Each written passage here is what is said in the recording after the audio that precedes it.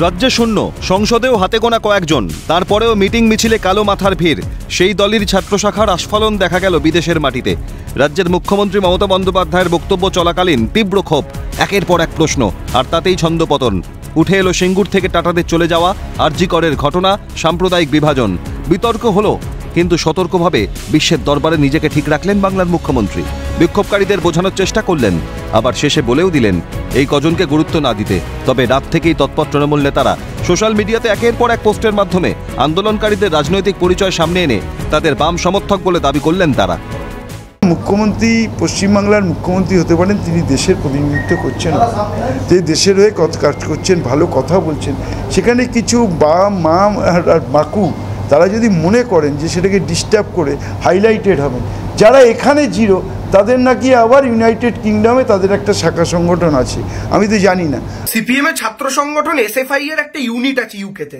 তারা কদিন আগে লেটার পর্যন্ত দিয়েছিল অক্সফোর্ড ইউনিভার্সিটিকে যেন এই প্রোগ্রামটা সাকসেসফুল না হয়, কিন্তু তারা যখন সেটা পারলো না, আলটিমেটলি উপস্থিত হয়ে অসভ্যতামিটা করলো। আলটিমেটলি সিপিএম কি এতে বাংলায় 0 থেকে 1 হবে?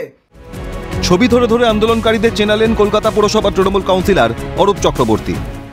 নিখিল ম্যাথিউ, নেহা পালিওয়াল, অশোক বশিষ্ঠ, এর সাথে মাস্টার মাইন্ড ছিলেন সুচিন্তন দাস।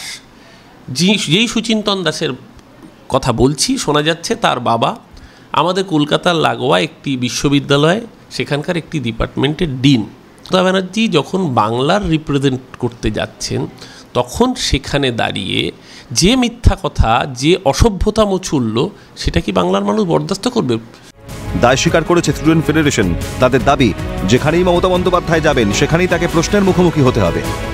প্যাথোলজিক্যাল লায়ারের মতন মুখ্যমন্ত্রী বিদেশ সফরে গিয়ে পশ্চিমবাংলা সম্পর্কে একটার পর একটা মিথ্যে কথা বলে যাবেন, তারপরে ভেবেছিলেন পার পেয়ে যাবেন, কিন্তু এসএফআই কোথাও কোনো অবস্থাতেই ওনাকে পার পেতে দেবে না। এই প্রশ্নগুলো উনি যেখানে যাবেন এসএফআই সেখানে পৌঁছে যাবে এই প্রশ্নগুলো নিয়ে ওনার মুখোমুখি দাঁড়াতে। তবে এই ঘটনার কড়া নিন্দা জানিয়েছে বিজেপি। এই ঘটনা রাজনৈতিক সৌজন্যতার পর্যায়ে পড়ে না, মত বিজেপি সাংসদ শ্রমিক ভট্টাচার্যের। আমার জানা নেই, কিন্তু এটাকে আমরা সমর্থন করি।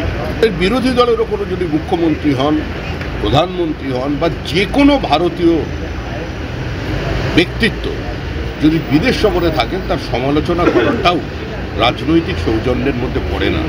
এভাবে যারা প্রতিবাদ করলেন ওখানে, তারা আর যাই হোক ভারতবর্ষের সম্মান কিন্তু করলেন। এবং একই সঙ্গে মুখ্যমন্ত্রী যে বিবৃতি দিয়েছেন ভারতীয় অর্থনীতি সম্পর্কে, এটাও সমাজ বা দেশ তার কাছে প্রত্যাশা করে না। এটা অত্যন্ত দুর্ভাগ্যজনক। শনিবার রাজ্যে ফিরছেন মুখ্যমন্ত্রী, কিন্তু বৃহস্পতিবার মুখ্যমন্ত্রীর সফর চলাকালীন যে ঘটনা ঘটল তা কার্যত ইতিহাস হয়ে থাকবে। ক্যালকাটা নিউজ।